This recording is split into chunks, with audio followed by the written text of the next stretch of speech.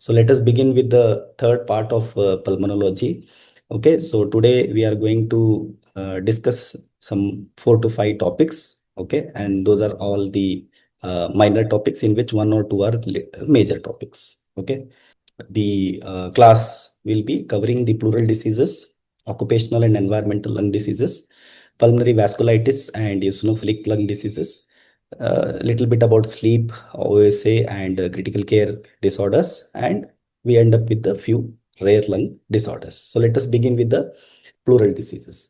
So in the pleural disease, we will be covering the pleural effusion, pneumothorax, and in the pleural effusion, we will be having a look over the empyema.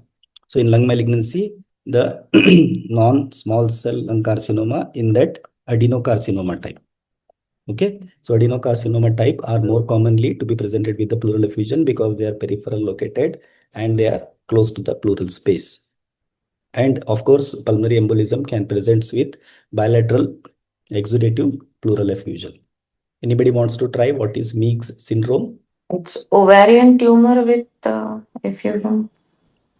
Okay, ovarian tumor with ascites and with effusion. With effusion. Yeah, so it's more commonly benign ovarian tumor, fibroma, thecoma. They will have ascites first, and then from there we have a pleuroperitoneal channels. From there it will come to the pleural space. So right side more common than left side. Okay, so these are the clinical examination of pleural effusion. So patient may have dyspnea, pleuritic type of chest pain. So how do you describe pleuritic type of chest pain? Is it is lateralized? Okay, it is pricking type. It increases on deep inspiration and on coughing and relieves on rest. And it is non-radiating, unlike the cardiac chest pain. In respiratory system examination, the most important thing is stony dull note on percussion. Okay, that's an important point because if you auscultate in a pneumothorax and a pleural effusion both, the breath sounds are absent. Only when you percuss, there will be hyperresonant note in pneumothorax and there will be a stony dull note in a pleural effusion. In some cases, we get this egophony because of the same thing, because the airways are direct communication with the fluid, and friction rub in case of pleurisy. Very small amount of fluid is present and both the pleural layers are very close to each other and they're inflamed and they rub each other. It's an palpatory finding. Then we have a shifting dullness and it indicates that the fluid is able to shift. It is not an encysted pleural effusion. So chest X-ray, what we see, the first important sign is blunting of costophrenic angle. And then we have meniscus sign. I'll show you this sign in the subsequent slide. And we have the obscuration of hemidiaphragm and the cardiac border. Then we have thoracic ultrasound.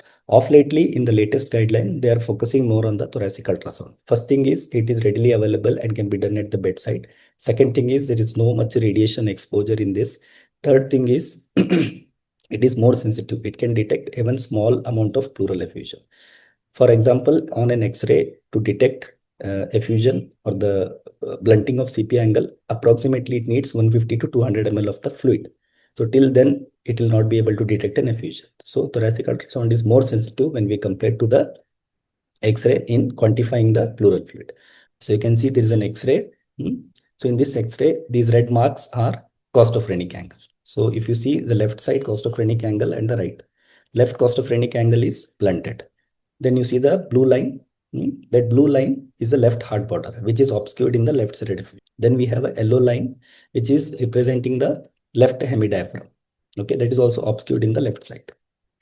And then we have this S-shaped curve, which is a green line. That represents there is a free fluid which is higher on the lateral aspect. This entire orange color is a homogeneous opacity. Homogeneous opacity.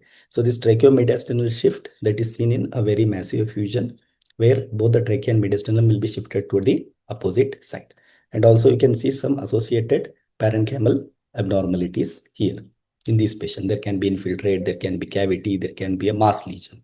Now we are going to discuss about the thoracentesis. Thoracentesis is nothing but aspiration of the fluid. I have already mentioned there are two types, diagnostic and therapeutic. Small amount, diagnostic, large amount is therapeutic. The main important aspect in this slide is selection of the site.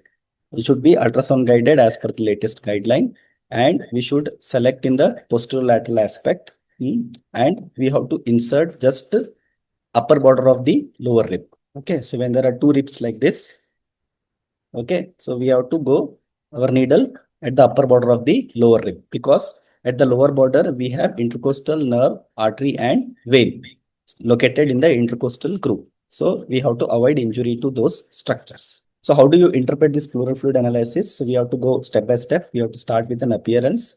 If it is a clear or straw color, it can be transudate, or sometimes it can be exudate. Okay. And then if it is a frank pus, it is empyema. If it is hemorrhagic, more likely malignancy, pulmonary embolism, or sometimes it can be traumatic or hemothorax. If it is milky white, then it is chylo or a pseudocylothorax.